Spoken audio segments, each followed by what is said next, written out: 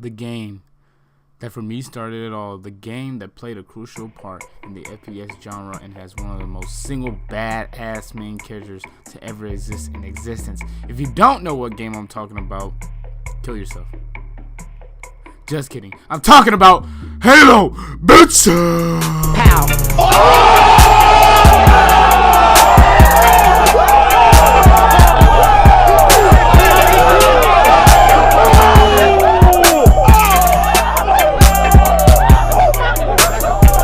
This is prime time rapping. You see what goes down. We're done here. It's a wrap.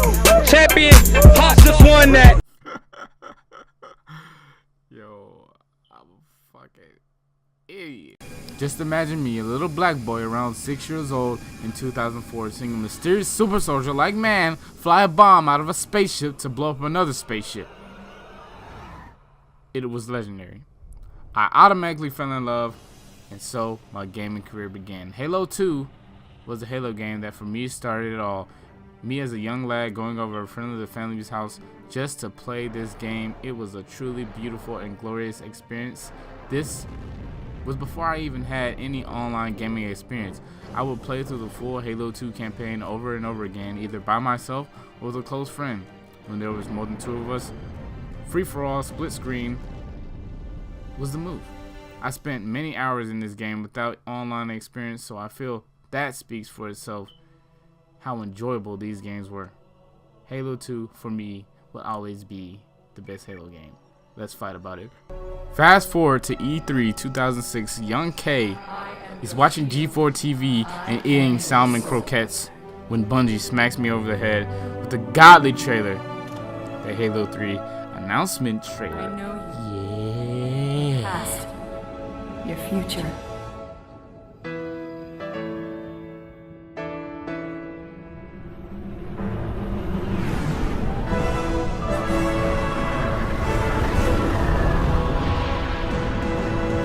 The world had been set on fire. This trailer was legendary AF. Chief was back and even more badass, and I was excited. The marketing campaign for Halo 3 was the best yet, and is probably still the best to date. Don't forget about that CGI trailer. A lot of people don't like CGI trailers, but this CGI trailer was on point. Yeah,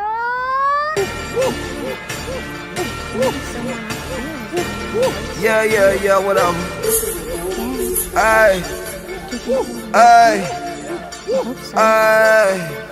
Yeah. I pull up in Billy, no beam.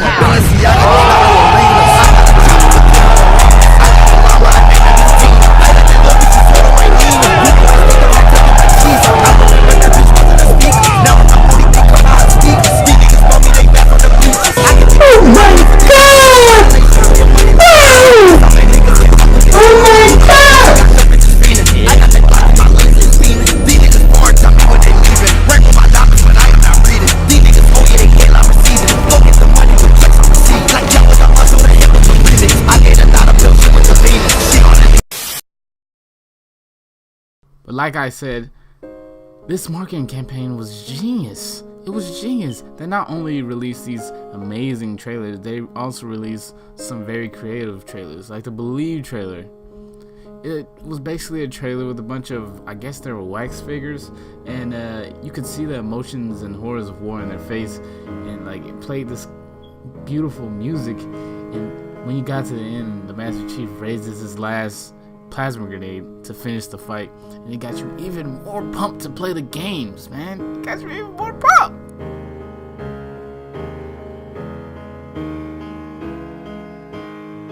I remember little 6-7-year-old me pausing at certain points in this video and looking at how horrified the Marines' faces were and how horrifying the enemy actually was. Thinking about if a brute was in front of me in real life, which is like a 9-foot tall gorilla, or a jackal, which is like 6 foot tall, chasing me around, how scared that would actually be. And it really had me horrified. At 6-7 years old, this dark trailer, it was kind of dark, but at the same time, it kind of compelled me to play the game even more, to fight this enemy. And then this happened.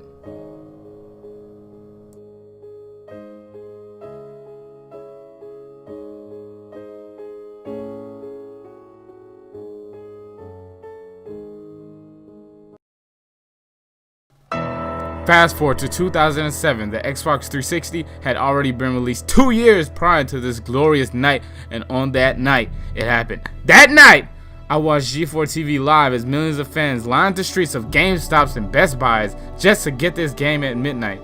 It was like a national holiday. People were genuinely excited. I said generally, but I don't care. People were really excited about this game, and I don't think there's been a game like this since. I don't think people have gotten excited about a video game like this since. This is back where you could do LAN parties and split screens. People were genuinely excited, man. You don't understand. People don't get like this about video games anymore. I haven't gotten this excited about a video game since. It is ridiculous. People were losing their freaking minds out here, man. And I'm not even over exaggerating. People were really excited. White, black, Asian, Mexicans. Everyone was coming together to play this game. This game brought us together, man. Everyone wanted a piece of Halo 3.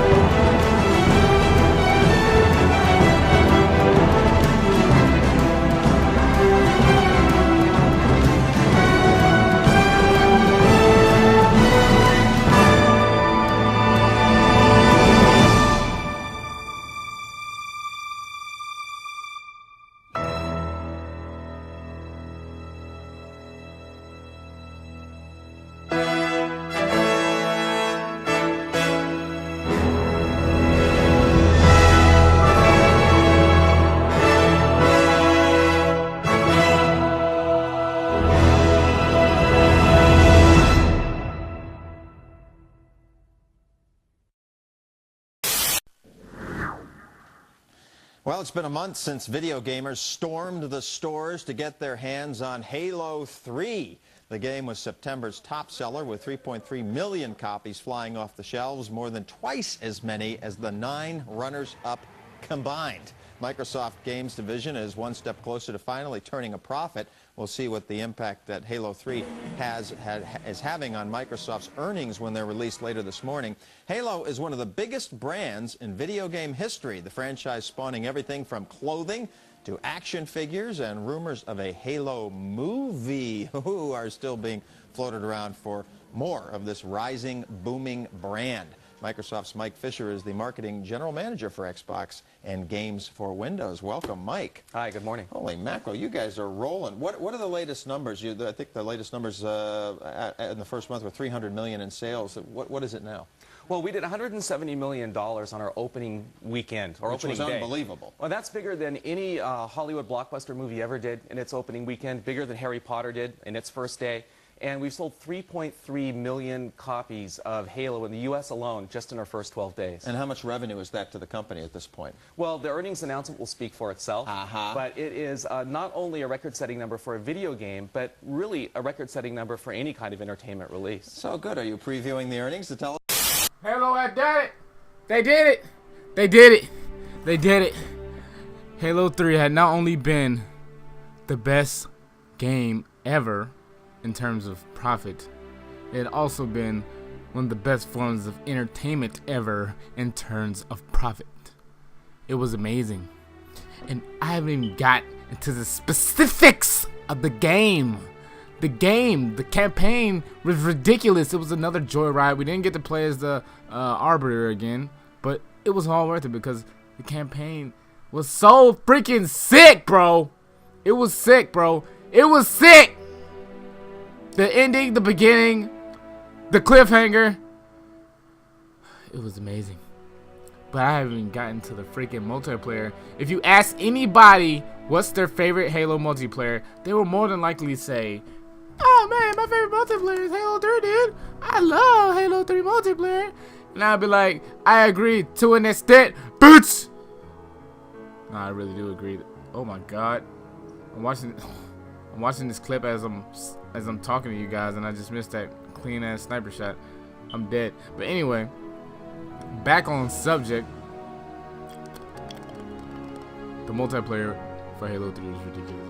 Like, it's nothing really much for me to say. This is when MLG was like in its freaking prime, and guess who stood on top? Guess who stood on top? It was Halo, biatch. This was the day of like red versus blue and machinima. Like, oh my god, these days were amazing, bro. Like, you don't understand. If you weren't alive then, if you weren't into games then, I feel bad for you, because like this is truly the golden age of Halo. This is where, in my opinion, Halo met its peak. Okay, the community was amazing. Like, we had in the file share, in the Halo file shares, it was so funny. People would come up with crazy pictures and crazy scenarios and crazy game types. Like, it's just, Halo hasn't been this good in a long time. So, we're gonna move on. What the fuck? Soon after Halo 3, there's a little thing called Halo 3 ODST, where you got the chance to play as UNSC ODST, which is a orbital drop shock trooper. Those guys with the black outfits and the helmets and stuff that kind of sort of looked like Spartans, but they weren't Spartans, but they were cool as hell. Yeah, those guys. You got to play as basically a human, and it was interesting. It was mixed reactions. Like, it was a lot of mixed reactions, because, you know, you got your people that's like, bro, this isn't a Halo game, dude. It's not a Halo game, dude. Where's my overshields, dude? But I like to change the pace, and Bungie would change the pace a lot. Coming out with games like Halo Wars, a top-down strategy-esque game, and Halo.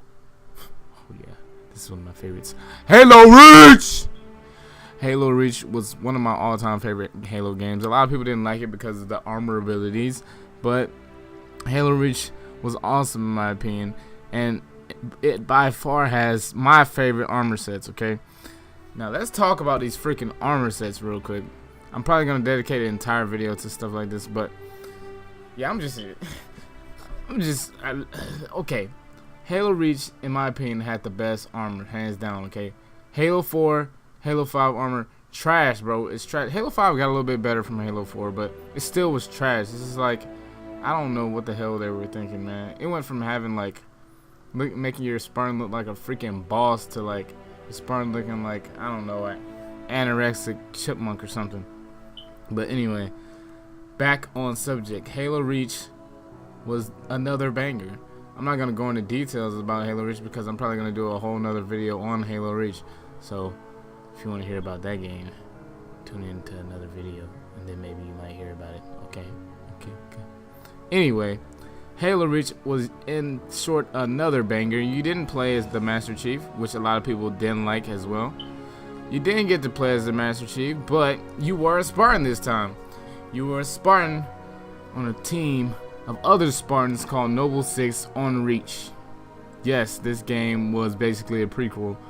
The face of the Halo franchise didn't necessarily make an appearance until like the end, and it was like a glitch. I'm not going into details. I'm gonna do that in the video. But anyway, this game was amazing, dude. You know, in short, it was another banger by Bungie, but it wouldn't last long because Halo Reach would be Bungie's last game. They would go on to develop a new IP called Destiny. Trash that shit. I never fucking liked Destiny. They would go on to develop Destiny, and they would leave Halo behind, and they would give Halo to a new company called 343 Industries.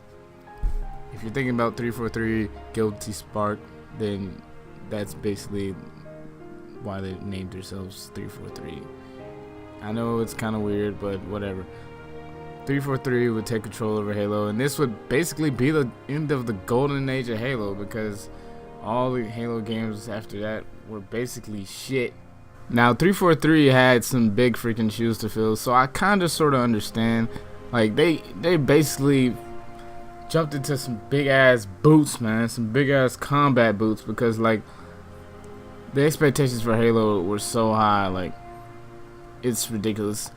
And when you think about it, they didn't actually do a bad job, but they didn't quite capture the Halo, I don't know how to say it, feeling or the identity of Halo.